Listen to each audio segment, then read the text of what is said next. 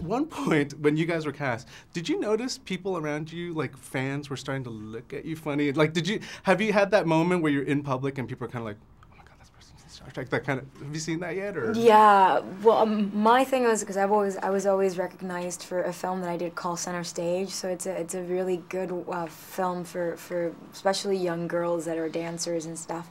But the moment like the adults would come, it's like, why are they looking? I ordered a piece of cake, and all of a sudden it's like, you're in that new Star Trek movie. You're like, oh yes, yes, and you just don't know because, you know, they might be fans or non-fans, but.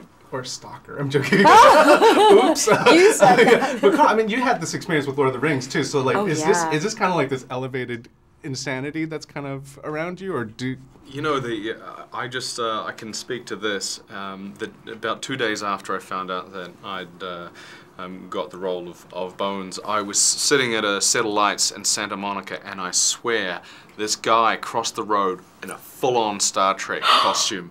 And I was just like, oh my gosh. And it kind of really dawned on me at that point just how well-loved and well-known this franchise is. I have to ask because, you know, here you are, a bunch of actors in a very loved like Star Trek. I mean, so was there a collective kind of buzz to make sure that you guys did it proud? I mean, like, what was it like on set? And, you know, I'm just... Well, the wonderful thing about JJ is that he created this really fun yet hyper-focused environment for us to play in, and we didn't really necessarily feel burdened with the pressure of 40 years worth of Star Trek legacy.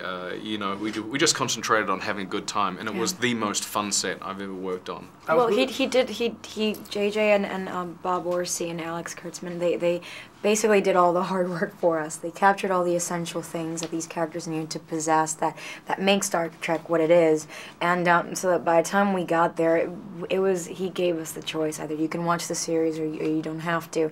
But the important things that need to be maintained about your characters are all there in the script. And I was so appreciative because I didn't want to have the pressure of having to see the series because as actors we're prone to imitate other performances. And I knew that Nichelle Nichols did not deserve that, and certainly not Uhura. Well, actually, the character could have easily have been a person that just stands behind a counter. You know, like, because growing up, that's kind of what my impression. I know there's more to it. So the fact that there was this whole storyline between you and Spock, which was really amazing to watch. So what were those scenes like to play with Zachary and to bring this almost humanistic side to him? It's amazing because I was never a Star Trek fan, but the one thing I was always aware of was this beautiful friendship between Spock and Kirk, and I was aware of Spock and Kirk, and I also knew that there was very little to be known about half of the other characters on the Enterprise, and I'm so happy that JJ had the courage too, along with his team, to add more depth to these characters that I'm pretty sure that even the fans were always wishing that they knew more about them because they created bios for them, you know, and for the non-fans, it gives you an opportunity to watch this film, Star Trek, with a clean slate, and allow these characters to kind of, you know, invade you. But Zach, to me, was, after Leonard Nimoy, it was just the person that was meant to play a Spock. Even for a non-fan, there were two things that gave me goosebumps. First, seeing the whole cast behind the bridge, I thought that was really, and I was like, whoa. And then hearing Space, the Final Frontier at the very end. So I'm just wondering what you guys think about those two things, like, you know, being in that set. And, it's like goosebumps, you know? Yeah, it was pretty amazing walking onto that set for the first time. You know, it was so cool. I mean, you literally felt like it could fly. You know, and as a long-term fan of the show, the original series, you know, I felt very blessed to be on set the very first day that Leonard Nimoy came back after 17 years and put the ears on and became Spock. That was, I'll never forget that. It's such an iconic moment.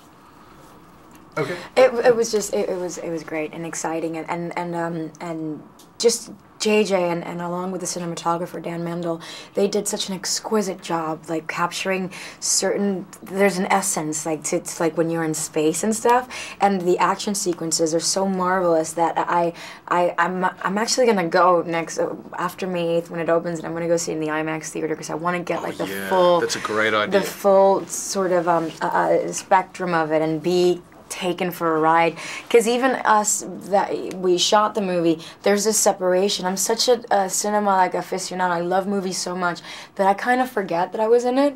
And I'm taken for the ride. I'm just like, oh my God, Spock, oh Kirk, please get it. Like all these things, I'm rooting for these characters. And even when they have romantic moments, you're just sort of like, oh, and I'm like, oh, wait a minute, I was in it. It's like, oh, okay. But I want to see everything on the IMAX theater. We'll see you at the IMAX theater. So thank you.